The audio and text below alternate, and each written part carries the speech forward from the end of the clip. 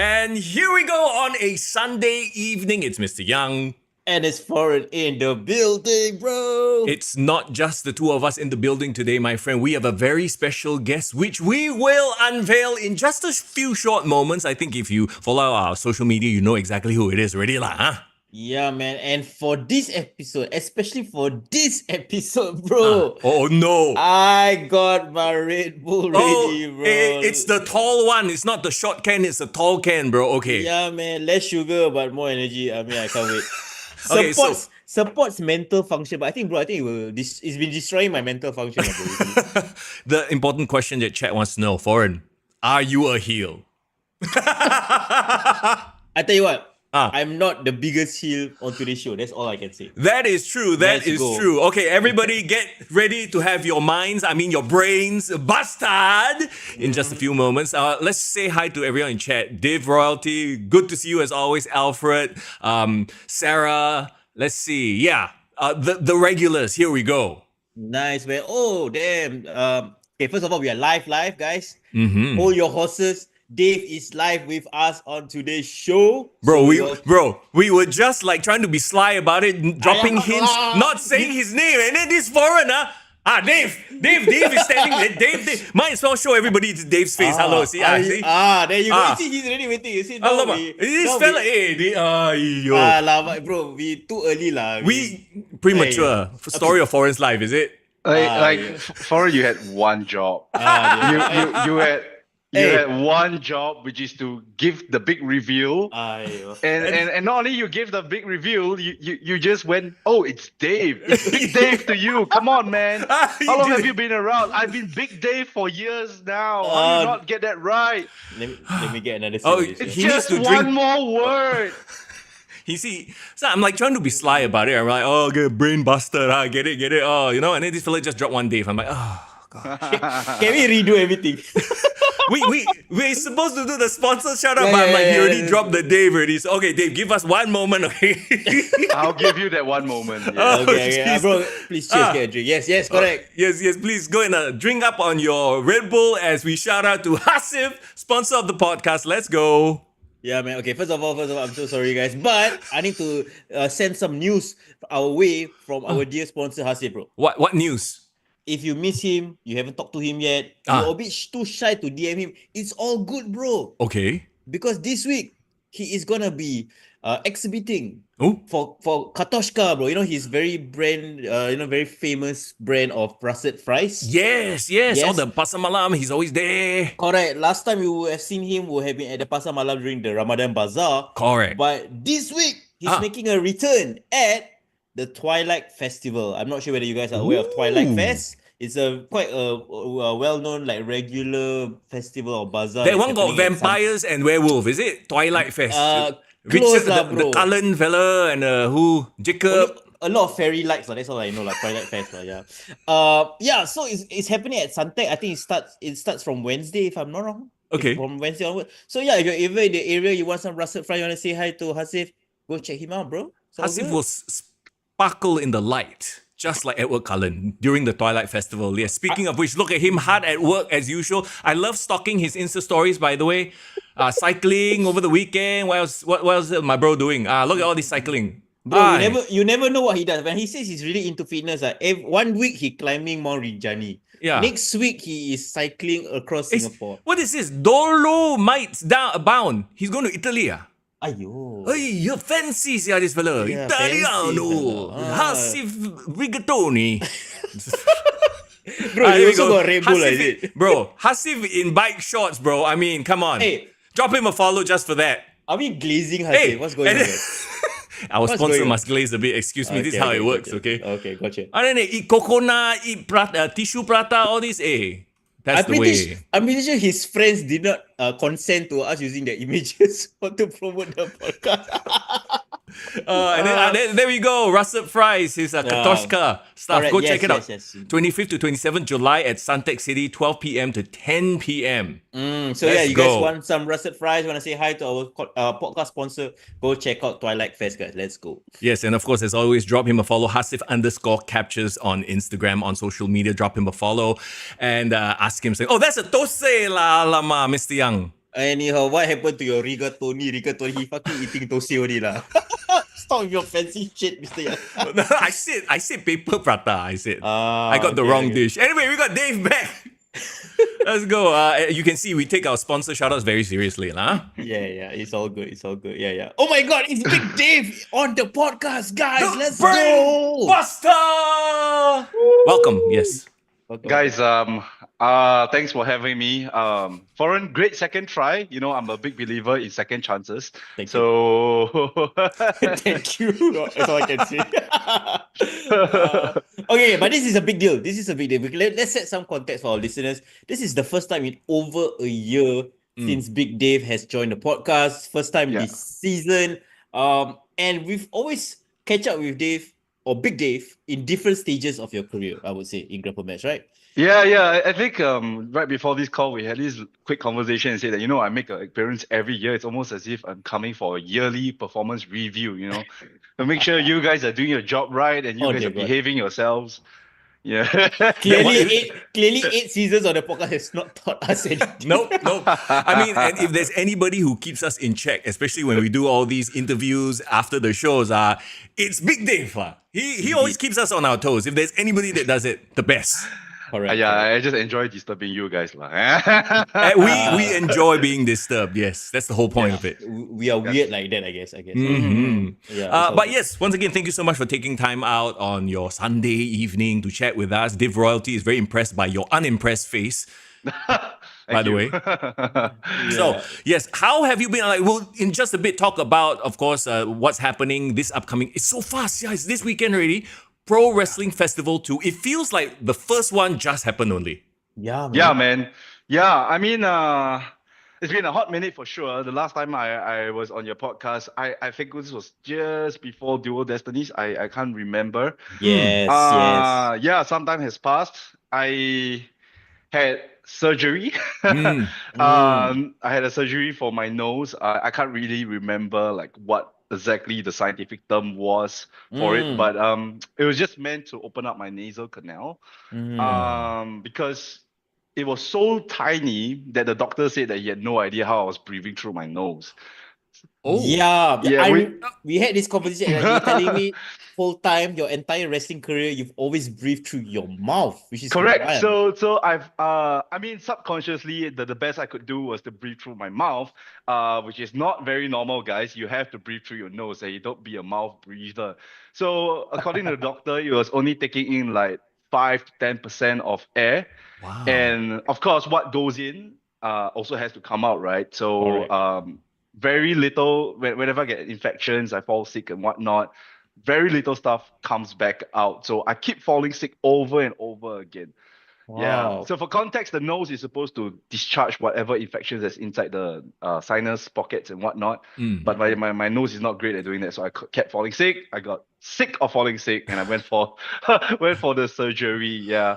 This is pretty cool. Yeah. Yeah. Well, I mean, the condition is not cool, but understanding it. Foreign is the heel, Foreign, really, are you a heel for him? Okay. Thin ice here. Can I complete my thought, guys? What I'm trying to say, complete your thought, please. Redeem yourself. It's not the pressure is on. I gotta come up with something that really. I wanted to say, it's so cool that you went through all this, and I don't think as a fan, if you actually attend Grapplemax show, I would have not known any different. You were still going balls to the wall in your wrestling, and so that's really, really cool. Impressive that you could do that. First of all, that's a very interesting way to describe how my matches go, balls to the wall. I mean, it did improve my quality of life a little bit. I feel like I'm training better, I'm breathing better, I'm sleeping better, less of the snoring. Nice. So I did that surgery and came back in April. This was Amplify 7, I think. I made my return then, wrapped up my feud with Ban Sachak in a chess match, which you guys saw. Love it, yeah. And I just came back from a Philippines excursion at FPW.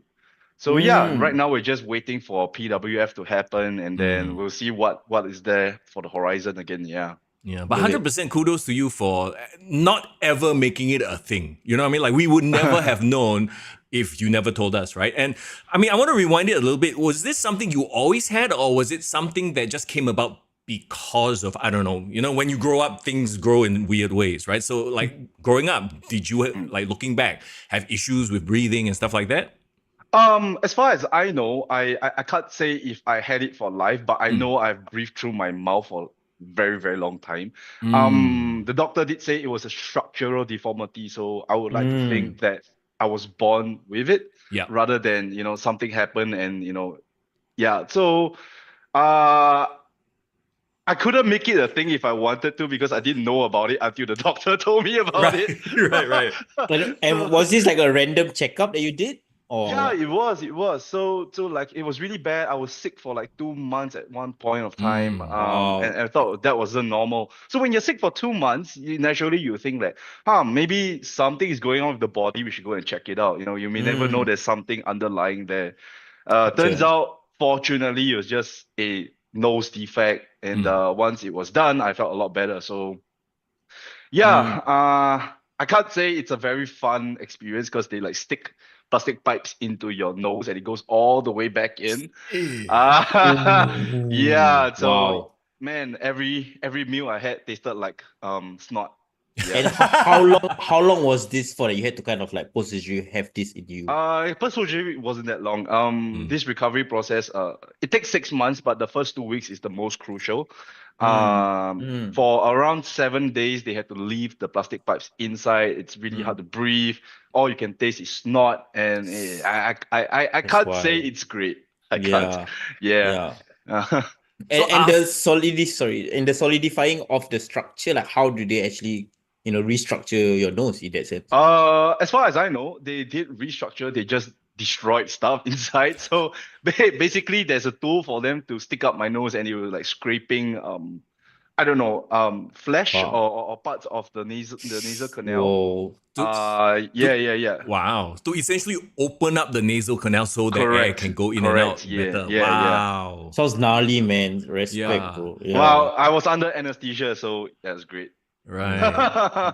Great. So if we had like, pro wrestling tabloid news, it'd be something like Big Dave goes for rhinoplasty, to get a new nose, something like that. There you go. I did not. I mean, well, it's not plastic surgery for sure, guys. Please do not call it plastic surgery. Don't ruin the gimmick for Big Dave, bro. It could be a new gimmick. Who knows? Hey, don't touch the nose. Where like the whole Cody thing last time. Where Oh you yeah, I were remember that. I dashing. remember that. Yeah, That would be cool. yeah. That would be cool. I got one question though, because I remember like 2 years ago when you was the Grapplemax Openweight Championship and when you dropped the belt, I thought that you were gonna take some time away. I remember I had this conversation with you saying that you were kind of like working hurt for a while, and I thought you were gonna take some time away from the ring. But then you suddenly pivoted and did a tag team with Ban, and that stretched out for the entire year. In a way it worked because like you can be hurt and still kind of share the load as a tag team. But was your plan eventually to like take time off, or just never happened? So funny thing, like I remember saying that I would take time off. Yeah. Then the tag team championships happened. So like at that point of time, the question was whether or not I could still, commit to a couple more matches, whether or not I wanted to actually. I spoke to Greg about this. He has always been open for me to take time off. But I felt like it wasn't the right time yet because it was still very important. We had to make sure the launch of the tag team titles was a huge success. So it just so happened that Ban needed a guiding light in his life. Guiding light in his life. So yeah, I kind of like took Ban under our wing, my wing, sorry. And ran with it. So after the title match itself, that was when I decided, okay, since I'm gonna go for the surgery anyways, I have to take time off. So now it's a great time for me to rest up because I got a herniated disc and I've got a very bad shoulder issue. So yeah, I just tried to hit many birds with one stone per se. Yeah, but I don't regret it because my time with Ban as a tag team was a very memorable one. Quite a shame how it turned out, but when we were great friends, I enjoyed a lot of it with him. Yeah. Talk to us about the development of Ban, being a tag team with him, seeing him grow in one way and then go out on his own, like how proud are you of him? I would say I'm really proud. I mean, just like any other Grapplemax trainee that turns into a star, I'd say I'm very, very proud of him because like when he started, he always had the passion, he always had the fire, just not the direction. So I'm quite thankful that he took a lot of our teachings and advice with an open mind and had the willingness to improve and change. So yeah, just like any other trainee that really who find their footing in the Grapplemax roster, I'm very proud of all of them. Yeah.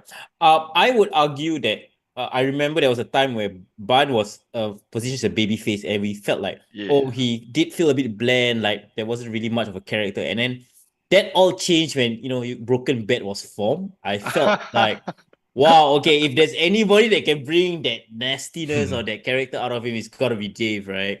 And for the longest time, I think Broken Bat was kind of like the dark horses. And suddenly became front runners in the tag team tournament, and you guys made it all the way to the finals. It was great to see his growth. But for you, right, what was the one thing that he grew or like developed from his time partnering with you that he might not have had at the beginning? Well, as cliche as it is, I think the term character comes to mind. Because before that, Ban was just like you said, he was quite a bland character. I wouldn't use bland. I would use create a wrestler. Yes. He's just a dude with moves. He had a look to him. He had a really good look to him, but he was lacking character. So I think the time that he spent together with me, he really put a lot of effort. I mean, it wasn't just my teachings or whatever it was. He put a lot of effort. He put a lot of thought to how he should carry himself character-wise, his moveset-wise, even his costume. You realize that he has been slowly updating his costume as well. Yeah. So I'd say he went from a boy to a man per se. Yeah. So I think this is one of the better success stories that I have with any of our trainees, is that we took a rough diamond or a rough coal and shaped him into a very nice looking diamond. He's one of the hottest baby faces, hottest stars that Grapplemax has to offer right now. So yeah, incredibly proud of him. Yeah, just again, I don't like how the way he ended. He gave me a low blow, put my back on a couple of chairs, but well, a couple. It was more than a couple, bro. Did you just like buy out IKEA or something? All of that. I want all. Yeah, we did go to IKEA to source for chairs. Sounds like a fun trip, lah. These are all the chairs you're gonna destroy. You'll be surprised because like we were testing out the IKEA chairs, and IKEA has like a lot of chairs, and we were like testing. You think like this chair would hurt, and we were like, okay, I'm gonna hit you with this chair now. But to us, it's really normal, right? But from the public eye, it's like two dudes hitting each other with a chair. It's like very randomly in the corner. Yeah. Oh dear God! Are you guys doing this all in front of everyone in IKEA, lah? I mean, we had to test it on the spot. we couldn't like buy it and then test it. Yeah. Oh my God! There should be like some sort of BTS, man. That's hilarious. There is actually. Okay. Yeah. Love it. Wasn't it in the video like after the event y'all did? Yes. It was in the There we post-credit go. scene Someone video. is paying attention. Someone was paying attention. Yeah. Foreign. I don't think you were paying attention. No. Both of us was paying attention. Right. He forgot. No, I saw you on the trolley. I remember that scene. Yeah. Conveniently slip your mind. So, question, what happened to those chairs? Yeah, we donated it to the studio. Okay, there you go. So we have people using the chairs. They're sitting on it now. Right. So are you telling me some Grapplemax fans are actually sitting on dented chairs that you got? No. Our Grapplemax audience have a different type of chairs. They deserve much better chairs than some flimsy IKEA chair. Gotcha. Oh, well, we're never getting the IKEA sponsorship ever again. Or ever, period. Sorry, IKEA. Speaking of which, like I've been at IKEA like 2-3 times this month already. As you guys know, I'm doing my BTO, right? And Big Dave, for you went through the whole BTO process recently, correct? Resale actually, but resale. we still had to source for furniture. It was quite a pain. It's quite a pain. Because we were just kind of talking about it off air, because this entire weekend, like, I literally haven't had time to watch any wrestling. Like SmackDown, I haven't watched because I've been to so many like furnishings places, bathtub lah, sinks lah, taps lah. Like, I know way more about that shit than I ever did in my entire life at this point, you know? You're down the Reno rabbit hole, huh? Did you know that toilet bowls also have different sizes? Oh yeah, for sure. Yeah. Toilet bowls, sinks, taps, faucet. Bro, foreign, one day you can come to us. We've gone through it already. You can come to us. We'll help you out. I can't wait for that day, bro. It should be fun. But the question, Dave, is did you forget all that stuff after you read up about it? Because at some point it's like there's only so much room in your head for this kind of stuff. You're like, okay, I just need it for now. Delete and then clear your feed. Is it? Yeah, absolutely right. I mean, like, I mean, when we were shopping for the furniture, it was a very stressful period because you need to know what is good and what is right and what is no good, more importantly. Yes. Yeah. And sometimes when we think about ordering for Taobao, you think about like, oh shit, is it reliable? Because anything can come from Taobao, right? Correct. So it's flimsy. Yeah. So like even sink technology, fridge technology, all that kind of stuff. Man, it was a nightmare. I can imagine, bro. I can imagine. One that you're happily done with, one that I'm going through right now. But I'm sure after you finish, it was very satisfying because it's like your baby, it's your thing, right? It was. Yeah. So the moment when I moved into a new place, it was a very, very nice feeling. It's like finally my own house. Yeah. Soon. And I'm thinking to myself, like when you guys go through this journey, right? Do you always think to yourself, like, am I gonna buy this for life, or like after 2 years I'm gonna get bored and I want to buy like new furniture? Well, I hear a lot of people say that. I have a lot of things to say about that. Everything down to the single shoe rack that we have. Oh, are we gonna use these for the next 10 years? Right. Like how long are we gonna use this? How much use are we gonna get out of this? And then you know how sometimes there's like math going on.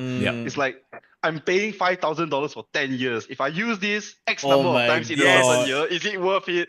And we had to go through the entire process for every single thing. That's crazy, bro. Yes. I'm not complaining, guys. God. I'm not complaining. Okay. I'm scared now.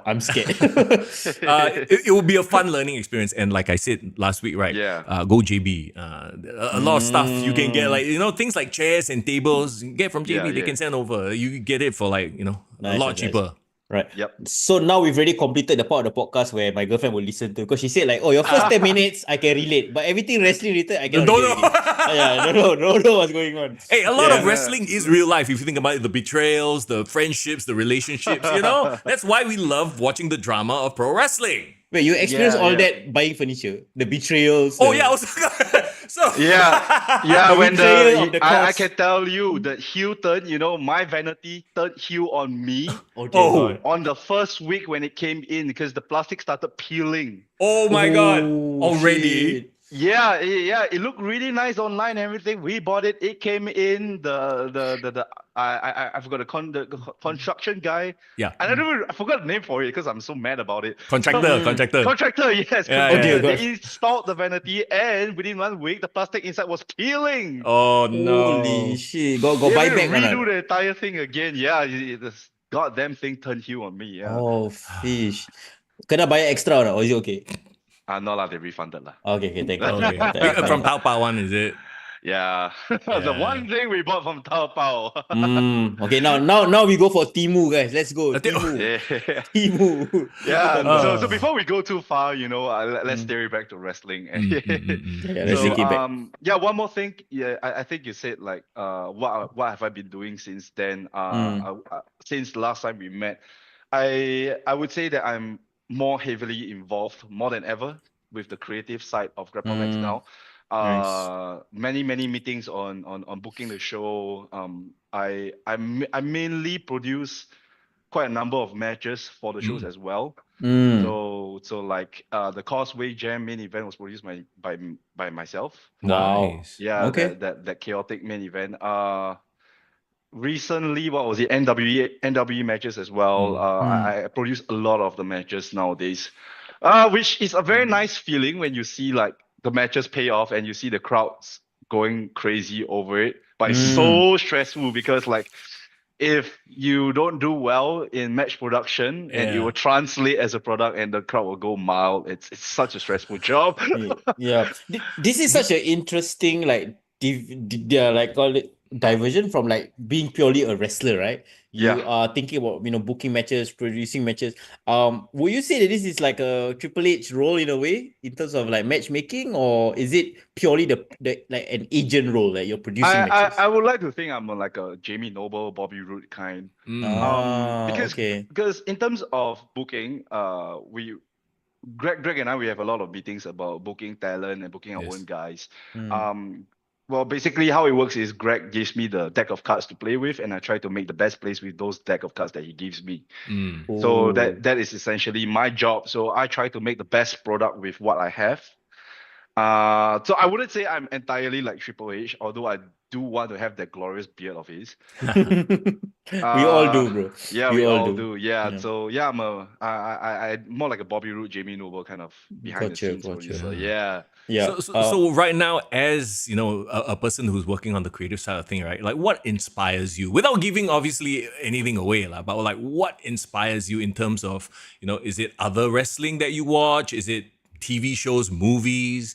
Because I feel like a lot of people don't realize this, but all of it is related. At the end of the day, it's all a story that you're trying to tell, right? Correct. I would say it's really a handful of things that really inspire me. Like it doesn't have to come entirely from wrestling because like Grapplemax we do a myriad of events. Yes. So just like how you see Pro Wrestling Festival is coming up, our Timber Plus event is also coming up. That itself is gonna feel like a open house event, open house style event. So we are really branching out into all these kind of events outside of our studios. So like we have to take inspirations from many places, not just wrestling itself. Like I take a inspiration from some events like AFA, which is the anime festival. Yes. Yeah. So like yeah, just taking bits and pieces here and there. But I think the most important inspiration, or I would rather say motivation for me, is providing the best experience to whoever that's watching. That's really good. Like I can't tell you enough the number of times I'm backstage just standing there crossed arm trying to listen to what a crowd is reacting to, and every single time the crowd goes mild, I get really anxious. Like, oh god. Oh, wow. Okay. Yeah, and when the crowd like loses their mind, I'm like it's so again like stressful, but again it's the crowd that keeps me going. I want to give the best experience for them. Is it more stressful being behind the curtain than when you are out there and the eyes are on you? 100%. Okay. Why do you think that is?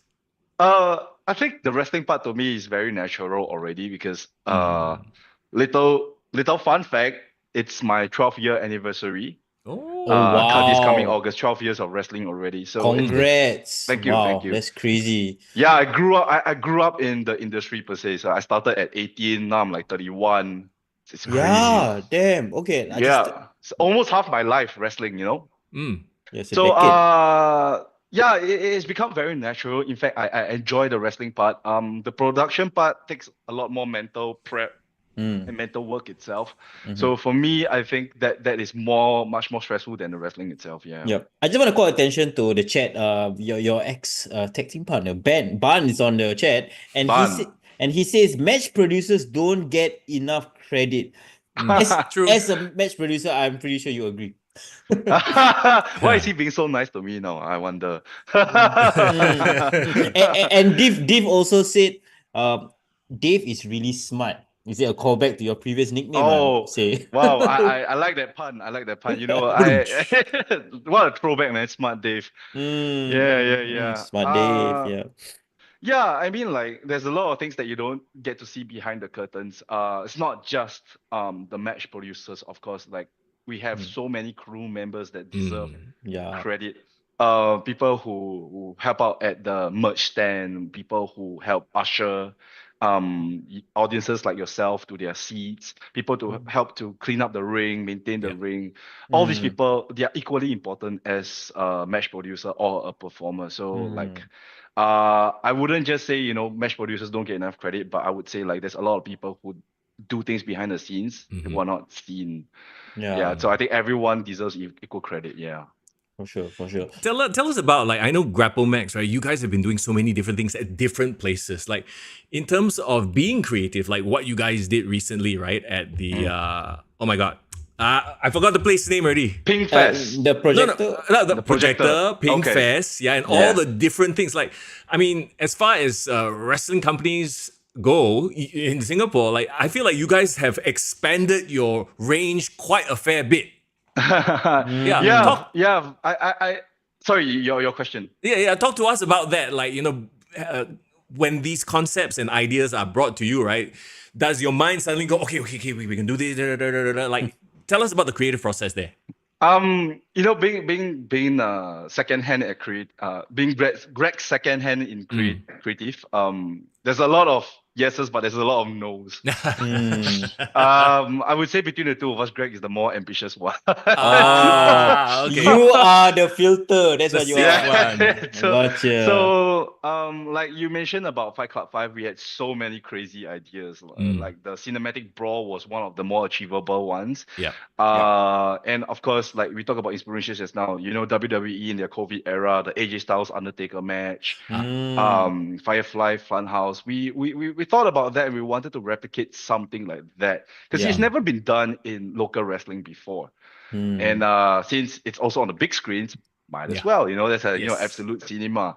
I can share a behind the scenes story where Greg actually wanted to rent a yacht for Ships Ahoy. We heard that rumor. Tell us about this. The rumor has been confirmed, guys. That's okay, great. Guys, now he wanted to rent a yacht for the Ships Ahoy cinematic shoot, and I was like, no, there's no water. It's you, Dave. You were the one who got in the way of this becoming a thing. We wanted that Royal Albatross sponsorship, man.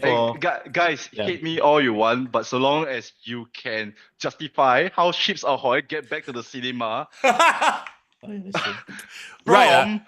from the harbor within 3 minutes, please feel free to justify the yacht. We'll get back to you. You need to brainstorm this. You got 3 to 5 working days to get back to me on that. I'm pretty sure I've seen a WCW Roadhog match where Dustin Rhodes was freaking fighting on remember? He was fighting at the back of a truck. Moving truck trailer. Yeah, a moving trailer truck. Wait, did they go into the arena at the end of that scene or no? Yes, bro. Okay. Well, and don't forget Randy Orton, Bray Wyatt. They were fighting in some abandoned house somewhere, and then finally they showed up in the ring. I'm just saying, I'm willing to take that leap of faith, bro. Just saying, it's a fan. Suspend disbelief. You know what we say, you guys. You know what we say in wrestling. Never say never. Like this year, we explored the idea of cinematic wrestling. We even had jokes on renting a yacht. I thought it was a joke. Greg was very serious about it. But never say never. For all you know, some brand somewhere out there sees like, Ships Ahoy, they need a ship. So for all you know, we might see us renting a yacht sometime soon. For all you know, and hey, what's to stop us from doing some cruise wrestling as well?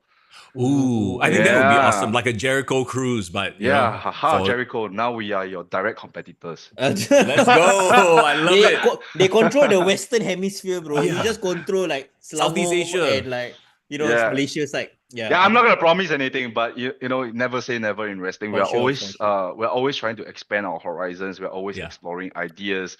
Some ideas don't just come from creative team itself because it's a whole team effort. We have a very nice, strongly built team. So we sit down every month, have a meeting and say, what should we explore? That kind of stuff. Speaking of underappreciated, underrated members of the team, shout out to Faiz. Faiz just joined the podcast on the chat. Faiz. Acknowledge them, bro. That's what he said. Alfred asked a very interesting question. Will you guys do a show in a uni or a polytechnic? Bro, why not? Why not? You got them why at the not? Yeah, CCs why and not? whatnot. Yeah, I think it can be done. Yeah. I already used that term. Never say never. For all you know, if the doors are open, there's no reason not to explain it. So long as we're not committing a crime. Okay. Yeah. So long as we're not committing a crime, I think it's definitely something that we would love to explore. So Grapplemax, we have been on a roll lately. Many big plans coming up. Some of them have been announced. Some of them I won't quite share with you guys yet, because I don't want to get into trouble. I see. The only crimes you should commit are crimes of passion, bro. That's all you need to do. Bro. What? Oh, it's the Red Bull talking. Here we go. It started already. Okay, got you. The legendary Red Bull. Oh boy. This guy. Okay, let's jump into the Pro Wrestling Festival 2 card in just a few moments, right? Yes. We were just talking about it off air because we wanted to talk a bit of shop as it relates to the current product right now in WWE and AEW. By the way, yes, chat, I did watch Dynamite this week. Wow, Mr. Very quickly. See, I promised this last week because I have apparently a bit of a reputation for being an AEW hater, whatever. I don't know how I got this reputation. Lies! It's all I wonder how. Bro, it's your personality, bro. Bro, it's not. Bro, don't put me in the Asuka camp. Oh, Japanese, that's your personality, that's your gimmick. Like, no, bro. AEW hater is not my personality. Anyway, after All In, I promised, because I said I actually enjoyed the last couple of matches, right? So I'll give Dynamite a chance. Bro, I watched Dynamite, bro. Did you watch? I did. Of course I did. God, For some it was reason I did. it took me back to why I stopped watching. You know what I mean? It's the same old. Okay, fine. Hey, wait, let me play devil's advocate. Okay, you please say first. You say first. Personally, I'm not a fan of Hangman as the champion. I never got the idea of him, but I understand that he is their champion. So I was fine with him opening the show, right? But by the end, Death Riders are still a thing. John Moxley didn't go anywhere. Now he's hanging Colt Cabana. I'm like, so this feud is not over lah. Okay, I mean, I don't agree with that as well. Fuck. Yeah. I thought they're gonna take a long holiday, bro. Go away for a while, right? They need to clear leave already, bro. 1 year. Man, if only there was good wrestling that we can watch locally, huh? Exactly, right? Exactly. Yeah. Grapplemax. Yeah. But I'm gonna play devil's advocate. I would say I think AEW is learning or starting to realize things that's gone wrong, and they're trying to course correct in certain ways. You know what I mean? But okay, I get that. But also, it's like you compare, right? Like after a huge event like All In, Raw after WrestleMania, people are excited, they're interested, they want to come in and watch. So you do something to catch their attention. Yeah. With Dynamite, it felt like the same old. I'm not going to watch next week because I don't care already. Like it hasn't, you know what I mean, right? Yeah, the Edge thing coming back and everything, it just feels like the same old. Yeah. Okay, let me pose this question to Dave. I think this is quite an interesting angle. Yes. As somebody who is booking or booking for the big show, right? Like the huge event, right? Well. Yeah, not that big. No. Oh, you got me there. No Paul White, bro. You got me there. Okay. But as somebody who is like so fixated on booking like this huge show, it's a different vocabulary. Yes. Is it normal or kind of expected that you might kind of like not think too far ahead and then that causes your Fallout show to suffer? Or are people like really thinking 5 shows in a row kind of thing? Well, I can say that for us at Grapplemax, we always try to think ahead. Like we think about the big shows that we will have, and we think about the road there. So it's not like we're gonna book like 5 shows ahead, because we only have that many shows in a year. But we do think ahead, and we try to see, okay, maybe this is the match that I want to see at the end of the year, or maybe this is the kind of character I expect from this guy at the end of the year. So yeah, we every now and then we do have we try to change it up a little bit. So we do have matches that are just simply for exhibition style, like for that kind of audience that want to see these two go at it, for example. Yes. But we always try to book ahead for our larger storylines, and if anyone who has been watching our shows, there's a lot of Easter eggs that we plant on the way that will only make sense a few show after. Yeah, so this is for the more loyal audiences of Grapplemax. I think just now you mentioned Umarani has been talking. Div. Yeah, the Div royalty, right? So yeah. So like long time viewers would spot Easter eggs, which kind of like hits the spot for me because like, oh yeah, you know, someone saw it. Yeah. It must be fun as a creative to craft that whole, you know, narrative throughout the shows. It must be really fun, right? Yeah, it is very, very fun. And if later when we discuss PWF, if there's anything that you know I can share along the way, I will try my best. But it's very the payoff. In wrestling, we always talk about the payoff. What is the payoff? Gotcha. And even down to the smallest details, we try our best to get a payoff out of that. Yes. So you can imagine the effort and the lengths we go through to get the payoff from the bigger items. So yeah, it feels really, really good. This is a really related topic, but you can kind of like link it back, Young, if you want to. Because you know, I don't really want to talk about WWE because I think not really much happened also, fallout issue. But there is one show that's coming up on Netflix next week that I think might be relevant to our discussion, right? Is that Unreal? Yes. Okay. You heard of I heard about I wanna get your thoughts on this as well because, like, you know, you being a wrestler, I'm sure you guys all we all respect kayfabe to a certain extent, but we also understand in this current era it's really, really hard. What do you think of a show like this in the context of it being on the same platform as their so-called scripted shows, their Netflix Raw, right? Does it cause confusion among the fans, or is it actually a good add-on for them? I think you're right about one thing, which is in this era, in this modern age, it is really, really hard to maintain kayfabe.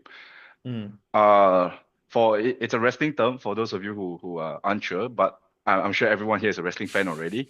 It is very hard to maintain kayfabe, and for me, I actually like to see it conversely.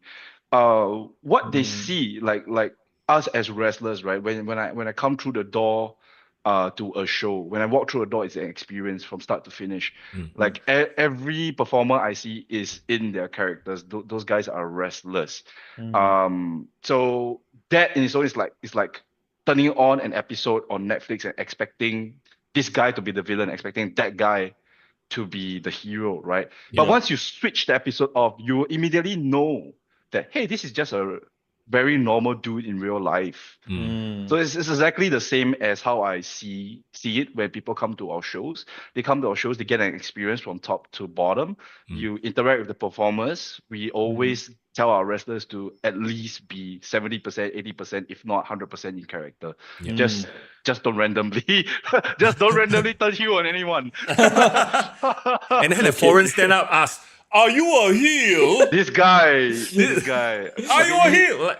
Okay, Wilson has not gotta answered. pop out of me. You gotta pop out of me. I appreciate it. Wilson has not answered the question. That's why.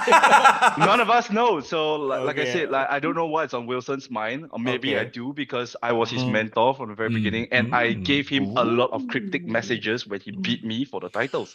So again, if you saw the promo from me to Wilson, maybe you get some clues from there. But hey, Easter egg.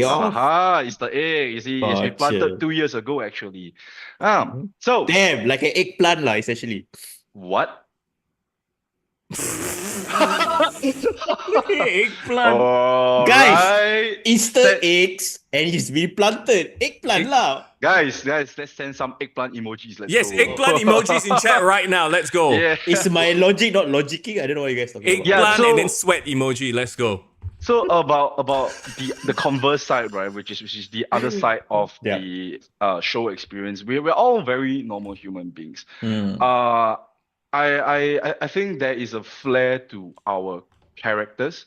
You know, we bring these characters to life. So I don't see a huge problem with having a clear separation between the two. In fact, I feel like there needs to be a clear separation between the two. Like, I may contribute to aspects of my character, but I'm not entirely my character.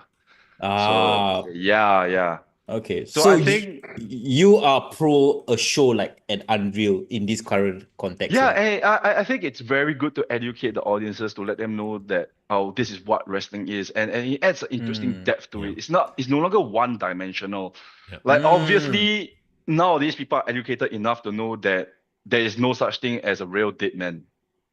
Undertaker. It Yeah, it took exactly. 30 Yeah, years, bro. It did take 30 years. yeah. So for all you know, by creating this depth for the audience, there'll be people, audiences rather, that can Mm. relate to me as Dave, Mm. the character, or maybe there's a larger amount of people out there that will relate to me as Davin, the person. So Mm. yes, my real name is Davin. Mm. So yeah, maybe this is how you can build rapport, you can build support. I think it's all beneficial for the wrestler. Yeah. So yeah, this is I my thoughts on it. I think what I like about pro wrestling in general, I don't know whether you guys agree as well, is that it's really 4D, right? Like you talk about Mm. depth, right?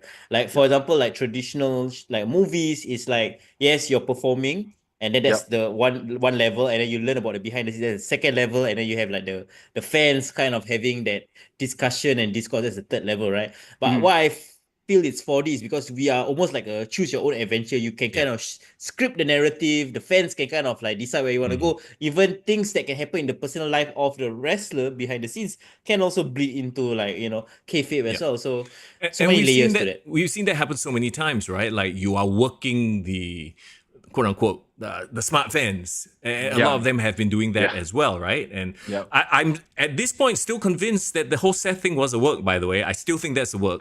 But You're not the only one. yeah, that's neither here nor there. But Yeah. to your point as well, like I don't know if you've watched this F1 show on Netflix called Drive to Survive or something like that. Nah, no. I've heard about it, yeah. So it's like that. It's a behind the scenes documentary about F1. And because I know several people actually, because of that show, they started watching F1 because they got drawn in by the drama. And again, like I get it, right? Like one is the backstage stuff of a quote unquote competitive sport. Whereas Yeah. the other one, this Unreal seems more akin to, I don't know, behind the scene, like the behind the scenes of of Squid Game, for example. You know, but I think that WWE is smart enough that they can work it in a way where yes, you are letting everybody behind the scenes, but also work a bit of the crowd at the same time. That's why you are going to be featuring people like CM Punk. Like he's one person who's very good at working both in front of Yep. the camera and behind the camera, working Yeah. people in that wrestling sense. Yeah. Yep, And yep. they have released like the episode descriptions. I think it was like a 5-episode drop. Yep. And like each episode focuses on a specific narrative storyline of a wrestler. Yep. And everything culminates in the final episode, which is WrestleMania 41. So it starts from Raw is Netflix all the way to WrestleMania 41, all the different storylines that converge. And I still maintain there is an opportunity if they are forward looking enough, whatever they film backstage can actually pay off in real life, in real time, because they know when these episodes are released, right? I'll give you an Yeah. example, and I know you might cringe, some of you might cringe, but Total Divas. Hear me out. They tried. Okay. Mr. They Young's tried- favorite guilty Bro, pleasure. they tried to make an angle. I mean, granted, it was Carmella and who I forgot already lah. It wasn't the most strong of the characters, right? But it's doable in that they had some on-screen drama during Total Divas, and that translated into a feud. It wasn't well executed, but I think in 2025 they are much smarter and more organized than that. I do not disagree, but bro, what are the odds that The Rock somehow in episode 3 try to justify why he's not part of the storyline? I tell you, confirm got one part. The Rock will appear and say, oh, I don't want to get involved in the storyline because Sekali, you see at the back executive producer Dwayne Johnson. there you know. He just Black Adam himself. Anyway. Yeah. So okay, again, back to the point of like we're talking about WWE, and we talked about this off air as well with Dave, right? Like you haven't really watched that much. Like the last No, time I haven't. you said you watched was when R-Truth came back. Now, did you watch because of R-Truth coming back, or were you watching? No, it was a live experience actually. I didn't fly there. So at Grapplemax, we sometimes, actually most of the times when there's a huge pay-per-view, we will run watch parties. Oh, nice. So we actually open it up to the public as well, so we can bring down our plus ones and whatnot. So Okay. normally we will have our watch parties and I just decided to join. So like whatever we were experiencing was like in real time. So when R-Truth came back, I was like, I got worked so hard. This was when he got fired already, right? The week Yeah, before? this was when he got fired. So yeah, I don't watch a lot of wrestling nowadays. I do watch like the very important ones like WrestleMania. I hope to watch SummerSlam. Yep. But most of the news or action I actually get from TikTok. You know, when I'm heading to work, there's like some transport time. That's where I scroll on my TikTok and catch up. Yeah. Do you catch up on Kick to the Guts IG stories, daily wrestling content? Yes, of course. Awesome. Oh, that's Yes. You know we can check our story to see who watched, right? Yes. But I mean, to me, right, the onus is on the content producer, i.e., in this case, WWE, right, to make a product compelling enough that no matter how busy I get, I still have to watch. And in my mind, especially with this John Cena retirement tour, right, it hasn't hit that level, And I'm supposed to be an easy target because I'm a fan. You know what I mean? Yeah. So I don't know. Does that worry you as well? Because in terms of like creating content and putting it out there, right? It's like so hard to catch people's attention. And then now it's like, it's really just about the 1 minute clips, 30-second clips. Yeah, for sure. I mean, like, whenever we do our shows, whenever we produce matches, we do worry about like, who is gonna pay money to watch this match, or who's gonna pay money to come watch this person. But at the end of the day, there's only so much that we can do to attract people. And Singapore itself is already a very small market as to the number of fans who watch WWE or rather wrestling in general. So I think the idea here is for us to always stay on our toes and constantly adapt to what the people want to see. Rather than what we want to show. Does that make sense? Yeah. So we always want to adapt to what people want to see, and how they want to see it is also very, very important. So I think this is a very huge shout out to our marketing team, Sean, Aussie Sean. Nice. He does a lot of our marketing work. He has some ideas now and there. Ban as well as some ideas for our social media and whatnot. So again, the team is always constantly trying to find new ways to interact with people or get our product out to people. Yeah. Are you okay? Is there any community or any sort of new fans that has come through Grapplemax this year specifically that you didn't expect to kind of suddenly, whoa, Grapplemax, I'm interested. Like, have you met any type of fans? Plenty. Like as wrestling gets more and more popularized in Singapore, we do get our fair share of people who come in to watch the shows and stay to be part of the community.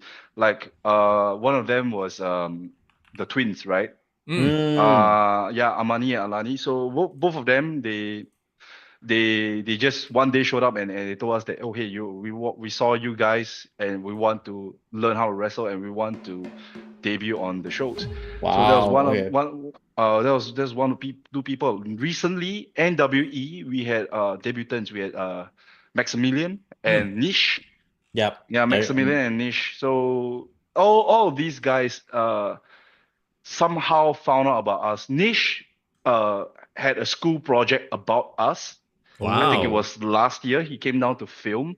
And a year later, he makes his debut. That's just crazy. It is. Yeah. He just came here to do a school project with us, and he stayed around for the wrestling. So we get a lot of people who come down to watch our shows or see our stuff online or just simply have love for wrestling. We have quite a lot of people coming in for our courses and beginners class. So it's a very good time to be, running this stick. Yeah. It's a great time to be a wrestling fan. I wanted to show you something, but I guess it has been updated. But yesterday I was on Netflix, right? I saw the number 1 in top 10 series in Singapore. You know what it was? What it was? WWE Raw. Wow. Yeah. Look at today. Number 3, it's SmackDown. I'll tell you if you can't see, it's SmackDown. Oh yeah, at number 3. Okay. I mean, only 2 chill Korean girls and Untamed. I don't know what Untamed is, but you get my point. I get it. I love it. Oh yeah. Speaking of people that support the community. We have Nina Lion Wrestling City Corps. Yo! Yes, Oh, sorry, Nina. Lion City Wrestling Corps. Sorry, my brain just freaked. What's up, Nina? What's up? Yeah, so yeah, I really like the fact that I was telling this to Greg as well. It's not just the promotions like you guys, SPW and all that. We are starting to see all the sub communities of wrestling fandoms supporting you guys. I recently heard about there's a trading card community that I didn't know existed. Huge. Yes. That's pretty dope, and I know they're gonna be part of like your upcoming one-off timber show. We're hoping to get them on board. Like you said just now, community and Grapplemax is all for us at Grapplemax. It's all about community. It has been from day one. So we try to bring in people from all aspects of life together through wrestling. Yeah. Sorry. Yeah, I was also saying as well, like, I mean, for us, because we started a podcast, like, I think around the same time as you guys have establishing yourself, I can tell you, like, we did not expect, like, 8 years later to have whatever this community has built up to, and to see the growth of pro wrestling in Singapore. Bro, you say 8 years, I suddenly felt like my bones shudder. I suddenly felt really old. I think a lot of it has to do with where we are in terms of social media as well. It is so much easier to reach out to your kind of people.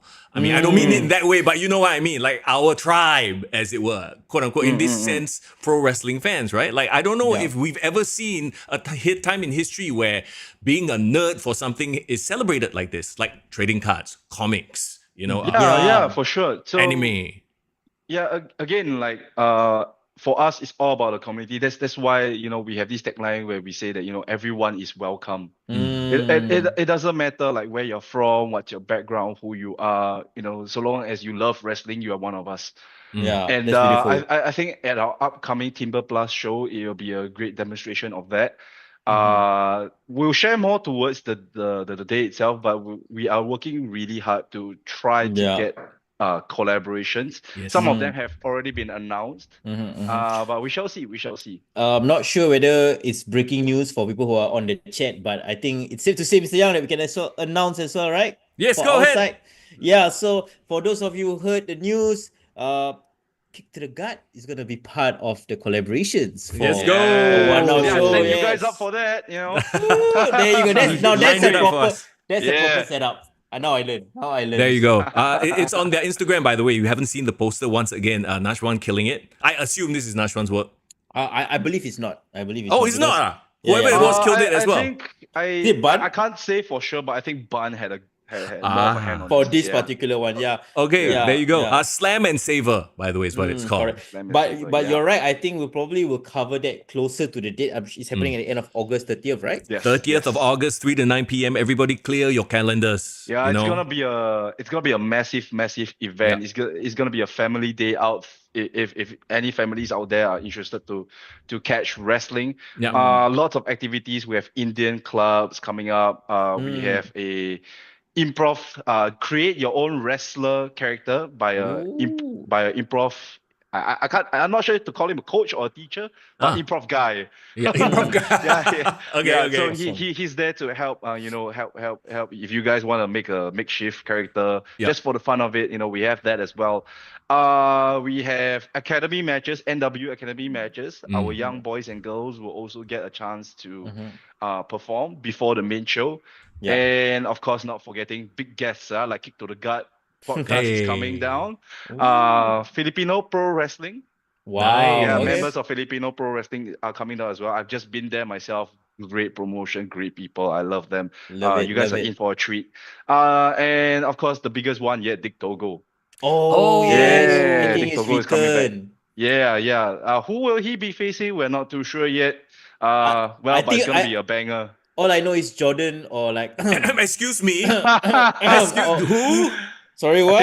I think Jordan. I think Jordan might. Jin Kai. Yeah, I think Jin Kai might have booked the vacation for 2 months. There's a reason why Jordan doesn't exist anymore. I think because of this. I think so what went down. Yeah. It's all good. But you know what's crazy about this is that you guys have this big show that's coming out in August. People almost tend to forget. You guys also have a big show coming up next week. That's precisely crazy. exactly right next week. PWF Pro Wrestling Festival 2. We are on number 2 now. It's crazy. Yeah. Yeah, there you go. You see the poster. By the way, quick question: are tickets still available to get off the PTix? Yeah. So At this currently point. we still have VIP tickets. VIP tickets going for I think it was $30. They are $30. VIP upgrade, event admission, exclusive VIP seating areas, so you can feel Dave's sweat fall on you. Gross. What? Hey, people are into No. all kinds of crazy things, man. Come on. Commemorative event tee as well. There you go. Speaking of sweat, we have Zach Minger on the chat saying, Happy National Ice Cream Day, bro. Wasn't that yesterday? Was it yesterday? I forget. Guys, Yes, everybody eat an ice cream. Every day is ice cream day. Yeah, that's true. Or maybe Zach is from another country. The day hasn't turned yet. Huh? Cool. Yeah, time zones. Happy National Ice Cream Day to you as well. Now I want to lick some lollipops. That's not an ice cream. Lollipop is not an ice cream. All right, hashtag I want to lick a lollipop. Foreign is in the building. There you go. Dear God. Let's talk about a family-friendly event that's happening this upcoming Saturday, 26th of July. How about that? Yes, correct. Yep. Thanks for the save, guys. Yes, Jurong Spring Community Club, like we just mentioned, the tickets are still available. You can go to pwfestival2.ptix.com or you just go to Grapplemax's Instagram. The links are there. It's all in the bio. Whatever you want to find, it's all up there. Yeah. I'm very curious because the last show happened in November. Towards the end of the year. What got Jurong Spring so enraptured and they wanted to get you back so fast? Did you just say enraptured? Yeah, bro. Bro is dropping words. Are you sure that's the right term to? At this point, I think you're just. At this point, I think you're just throwing out random terms. No, I'm pretty sure there's a synonym to it that makes sense. Hashtag lick the lollipop. Hashtag enraptured. Oh dear God. I mean, there's only one thing I can really say, as to why they want us back so soon. Simply because they love us. Okay. I mean, I think last year we did I'm not tooting my own horn here. I think the audience can back me up on this. We did a really good job on selling professional wrestling to members of the community. And I think that is why they want us back, because it really fosters community bonding. It brings people together. It brings many families together down just to watch big sweaty men and girls slam and smash each other. So What? Slam each other. Let's stick with slam. Let's do slam. So really happy and really happy and privileged that Jurong Spring CC, the People's Association are getting us back to do this again. So thank you guys. Yeah. I know I said it last year, and I say it every time you guys have an event, right, that is visible to the public. You can tell that because pro wrestling is such a physical spectacle, I guess, for lack of a better term, right? Like you can tell people start gathering and then they go, hey, 这什么来的? They want boo this guy. And then from last year's Pro Wrestling Festival, we looked outside and people families were literally just gathering just to see what's going on inside. Yeah. So, I mean, it's just normal human reaction. The moment you hear BAM, people want to turn over and take a look. It's a physical storytelling. It is, yeah. Am I right hearing this from Greg that this year is going to be a bit different? Because last year we had it inside the CC, but because there's apparently so much demand for people to see the seats, they're like, you know what? Let's do it outside in the open space. That's true. Yeah. So right now, this edition of PWF, we are doing it outside the CC itself. Nice. I mean, it's not inside the badminton halls as most CC have. We're doing it in the basketball court. Wow. So we'll probably be able to fit even more people this time because it's no longer an enclosed place. Yeah. What really interesting. What if it rains? Yeah, it's a shelter above. Don't you Bro, got remember? shelter. Got shelter one. I thought basketball court. I don't open. You were there last year. Bro, you were there. I remember this. I don't remember the basketball. I didn't look at the basketball court. I was looking inside. Okay. And then the McDonald's. You were looking inside, but you were standing on the basketball court. Yeah, so for all those who are worried about wet weather, don't worry. There you go. A gigantic shelter right above our heads. You will be as dry. And there's also a gigantic fan to dry you off if you get wet coming in. So don't worry. Is anybody going to be shooting a 3-point shot or doing something basketball related? I have to know. Well, now you gave me some ideas. Oh. We don't know. We'll see. We'll see. I can't say that it's not gonna happen. I can't say it will happen. You gotta be there to find out. We need somebody to do a slam dunk, Yes. hang from the net, and then drop an elbow. I'm just saying. Simon, where's Simon? Okay, Simon seems to be the perfect person to do this. I like how Simon has built a strong brand enough for you guys to immediately associate him with flippy things. Or jumping off stuff, right? He's the Shane Jumping off McMahon, stuff, yeah. Darby Allin. Good job, Simon. Yeah, there you go. Okay, so come, let's jump into the card proper. Let me show everybody. First of all, bam, there's the poster. Once again, go to Grapplemax's Instagram page to find out more. Let's talk about some of these matches. We don't know the card order yet, or do we? Can we even talk about that? I think card order is still subject to change because wrestling is wrestling. But what I can tell you, there are quite a number of big matches going on here. I see. 3 title matches. Yeah. Okay. So we're talking about the tag team championship. You guys wanna go down the list, or should we just go at random? Can let's go down the list. Actually, I have the match card as per PTIC, so we'll go from bottom up lah. All right, let's go from PTIC then. Yeah. Yes. I mean, Yang, you say it is subjective, so I guess it's open to interpretation. What's the order of it? Sure. Yeah. You got me confused. Anyway, Grapplemax Tag Team Championship #1 contenders match. Crypto Bro LK and Cal versus Heaven and Earth. I'm begging for the T sponsorship. Hashtag TFSA is here. Finally. Bye guys. I'm not gonna lie, that also got a good pop out of me. That was really funny. Appreciate it.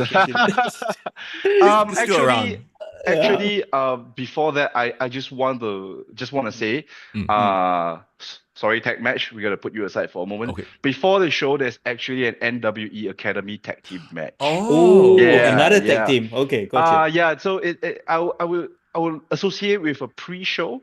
To show off our Academy girls. Wow. Okay. Yeah. Gotcha. So in this match, we're looking at Armani, who recently debuted, teaming up with Ming Ray, our resident Radiant Rainbow. Yeah. Versus Sarah and a returning Divya. Oh wow. How Divya they is back, along? guys. Well, I don't know. Welcome back, they will, maybe they won't. But welcome back, Divya. Nice. So it's gonna be really interesting because all these ladies are really good at what they do. Sarah is an amazing character. Yeah. Although she has a very punchable face, I would like to admit. Yeah, agreed. Yeah. I'm not stepping anywhere near this landmines, Foreign's a bit afraid now. Yeah. But after what she went through at Projector, a lot of respect for her, so I'm not going to touch that. That's true. Yeah. Divya, Mingray, Armani, all these lovely ladies are going to go at it in a tag team action before the show starts. Yeah. Question. Armani is in alone without her twin? Is that true? Yeah, so for this show, she will be teaming up without her twin. Her twin, unfortunately, has just gotten her braces done. So, for safety, and we're very big on safety, so we don't want to, put her in harm's way per se. Wouldn't it be nasty if she got a forearm to the face, So yeah, if you had braces before, you would know that it's not pleasant. I see. Okay, quick mention. Sarah just mentioned in chat why you agree. That's it. The feud's restarted. All right. Hey, she's on the chat. Hey, Sarah, what's up? Thanks for joining us on the pod. We smooth things over already. I thought, okay, we can coexist, and then apparently now we cannot. You getting us heat lah. It's the Red Bull lah, guys. I'm so sorry, guys. Gosh. But what Ships Ahoy has been doing is nothing short of amazing. Like it all started out as let's be pirates. Everyone will see that as a joke, but look at how far they have come. These amazing characters. I love what they are doing. Yeah, for sure. So talk to us a little bit about Armani, because I haven't seen her wrestle yet, right? Yeah. So for our NWE kids, we do our best to train them as much as possible before we put them up for their matches. Yep. So like the twins, they have been training really, really hard behind the scenes. They took a break for a short while because they had to go overseas and whatnot. But now they're back in full force. Armani especially, she has been training week in, week out. Nice. yeah, so just to be able to get on the card. So huge dedication to her. Much respect to her for, committing. Yeah. Yeah. Mm. And the very interesting thing is, of course, we played on the whole twins, like there's like a really great story as well, Mhm. them being together. But now that she's kind of alone here, trying to prove herself, and she's surrounded by more like veteran voices, right? What do you think is it about Amani that would make her like uniquely her strength? Not saying incorporated with a twin, but for now, what do you think makes it her strength? Oh man, I think out of all these ladies, I think she will be the speediest one. Okay. Yeah, Yeah. because she is technically the smallest, but hey, let's not think that being small is a bad thing. She is very, Mhm. very quick, very, Mm, very explosive. So yeah, gotcha. I think the things that she can do will surprise quite a number of people. So I Mm. would say please look forward to this match. Amani is a little firecracker, just like her sister. Okay. So Nice. yeah, I hope that she does well for this match. Otherwise, back to the training camp. Oh Oh, wow. wow. Hey, no stress, Nah, huh? Wow. No stress. No Coach nah, stress. just kidding. Coach Dave already No saying stress, no stress. Okay, come, let's talk about these Grapplemax Tag Team Championships. Yeah. Number one contenders match. Again, Crypto Bro, LK, and Cal versus Heaven and Earth. Somebody asked who are Heaven and Earth. That's Lavin and Simon Sia. Yep. Mm. Lavin the Shadow and Simon Sia Mm-hmm. going up against Crypto Bro, LK, and Carl. So why this is happening is because LK and Carl played their senior card, Yeah. Mm. as all typical Singaporeans would try to do, play the senior card. Mm. Yeah. So The Bali Bros. I lao jiao, why I need to work for this. He said Lawa, not the other one, huh? That's Hey, why that's foreign. why hashtag TFASE guys. Hey. So Why yeah, this? Okay. these two seniors, these two vets have been around for a really long time, and they make Exactly. they make good points, right? Yeah. As to why they have to work. But hey, this is a very fair society. You gotta Mhm. earn your keep. That's Mm. why, too bad, you need to get your chance. Lavin, The Shadow, and Simon Sia, Heaven and Earth, these two guys, they are up and coming tag team. Very, very exciting. Like we spoke about Simon being the higher flyer. Yep. Mm. Lavin, on the other hand, is a ground and pound kind of guy, is a submission specialist. Mm. So Yeah. I guess you can make that association between heaven and earth now. I Yep. love Yeah. it. I honestly, whoever came out with the name, brilliant, right? Yeah. And visually they look good, and I really love their finisher. I think it's like kind of like a It's a high, eliminator. it's a high High-low. and low, high and low. Yeah, High-low. Yeah. high low. Yeah. I don't know what they have named it. I'm not sure if they officially named it yet, but yeah, they're in this match. Bro, the Um, green tea. I mean, Heaven and Earth. it's That needs to be a sponsorship, trademark, bro. Yeah. Yes, sponsorship. yes, Yeah. yes. Missed opportunity if you don't come to the ring carrying heaven and earth. I'm just saying. I'm just saying. So yeah, they're up and coming tag team. Unfortunately, they missed out on the tag team tournament last year, so they are looking to establish themselves this year. Mm-hmm. So very interesting, many different styles. Hopefully, we will see a interesting match. This show, yeah. As, For as sure. someone who has been through a rather tumultuous relationship with their tag team partner, I mean, you remember, right? Lavin and Simon, they also had their issues, right? Their relationship was kind of on the rocks for a bit. Yeah. Like, how do you see them like finally like coalescing and gelling and getting along together now? For the way I see it, Lavin and Simon, there's kind of a language barrier because Simon doesn't really speak a lot of English. He's more of a Chinese person, Mandarin person per se, and Yeah. Lavin only speaks English. Maybe they had some communication issues back then, but I think they found the one good way to communicate between themselves, and that's hurting other people. Oh, yes. Yeah, so maybe I guess they both punched someone and went, oh. Friend. Both got abuse fetish, like essentially. Like I wouldn't say that, but I What? would say I would say both are very good at their craft. Like I said, Simon is okay. a great high flyer, great Mm. striker. Lavin also a great striker, but he brings the ground game. Yeah, love So it. Visually, yeah, they look yeah. great. For sure. Mm. Yeah. Oh, speaking of it, you do have a fan on the chat. Do you recognize this guy's name? Daniel Azman. He said, Dave, my favorite wrestler to heckle. Oh, I Heckle, think right. I think I know. I might have said hi to him yesterday. Mm. But hey, you paid the money, you get to say what you want. Just don't commit crimes. Exactly. I wanna say that every single time. You can pay money to come for our shows, just don't commit crimes. Yeah. There you go. Only crimes of passion, guys. Oh, Yeah. even then, don't. No crimes of passion. We saw Okay. even Coldplay outed these fools. So no more Yes. crimes of passion. No You more don't want to passion. become viral or anything like that. Yeah. Have you seen all the AI memes? Suddenly they Yes. put like Lita and Edge and Matt Hardy. Yeah, It's yeah. beautiful. I saw the Coldplay meme, right? There was Yeah, one with yeah. Bret Hart and Goldberg. Oh, Goldberg, That was so yeah, funny, yeah, yeah. man. It was so It's funny. hilarious. The internet Yeah. is just wild today. I don't know, man. Okay, come. From the yes. internet, we go to the international triple threat match. I see you, Yep. Young. I see you. Might be a professional at this. The Brainbuster, Oh. Big Dave versus Saka from NTW versus SPD. Okay. Tell us a little bit more about the guy. I guess a lot of us maybe have not seen before, Saka.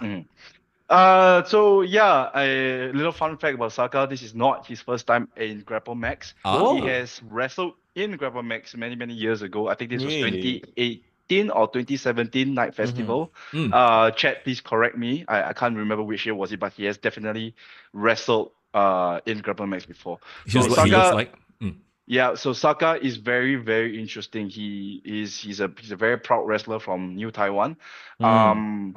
One known fact about him is he only has one arm.